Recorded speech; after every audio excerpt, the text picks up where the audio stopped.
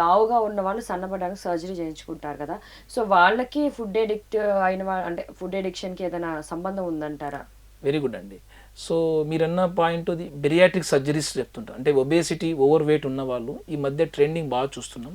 ఎక్కువ మంది ఈజీ వేగా అంటే మేము డైట్ చేసుకుంటూ, ఎక్సర్సైజ్ చేసుకుంటూ, అది ఒక రకంగా ప్లాన్ యాక్టివిటీ చేసుకుంటూ మనము వెయిట్ తగ్గాలంటే చాలా కంటిన్యూస్ స్టెడియస్ ప్రాసెస్ సార్.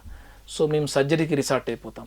లేదంటే ఈజీ వేగా ఈ ఫుడ్ బాటిల్స్ తినండి మీరు వెయిట్ తగ్గిపోతారు, ఒక హై రిచ్ ఫైబర్తో ఉన్న బాటిల్స్ని ఎక్కువ కాస్ట్ తోటి కొనడము, వాటిని రిసార్ట్ అయిపోవడము, అవి సక్సెస్ కాకపోతే బేరియాట్రిక్ సర్జరీస్తో చేయడం జరుగుతుంది.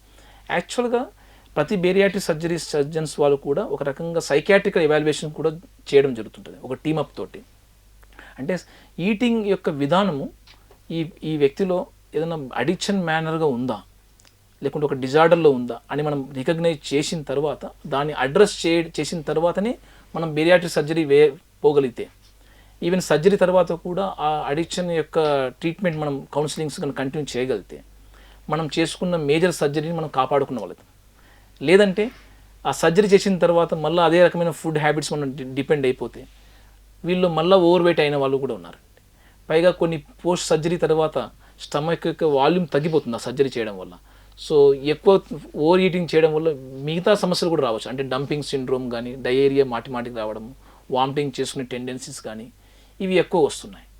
సో అందుకనే సైకలాజికల్గా ప్రిపేర్ చేయడం, సైకలాజికల్ యొక్క డిజార్డర్స్ ఏవైతే ఉంటాయి, డిప్రెషన్, యాంగ్జైటీ, ఫుడ్ అడిక్షన్స్, వీటిని అడ్రస్ చేసి బెరియాట్రిక్ సర్జరీ పోవడం చాలా బెటర్.